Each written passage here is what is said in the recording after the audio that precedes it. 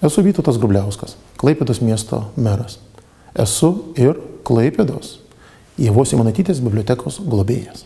Turbūt net ir keista būtų kalbėti, ką reiškia biblioteka kiekvieno žmogaus gyvenime, ką jį reiškia miesto gyvenime, ką jį reiškia valstybės gyvenime. Būtų keista įrodinėti svarbą bibliotekos kiekvienam iš mūsų ir kiekvieno iš mūsų gyvenimo kasdienybėje.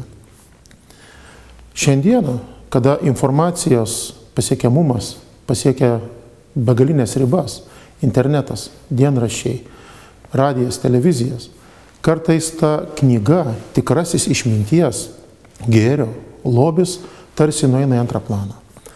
Esu giliai įsitikinęs, kad skaitanti Lietuva tai šalis turinti ateitį ir perspektyvą. Todėl nebeklauskime bibliotekos, ar ji laukia mūsų. Paklauskime savęs, ar mes jau pasiruošę ateiti ją į biblioteką, išminties, gėrio, grožio, meilės šventyklą.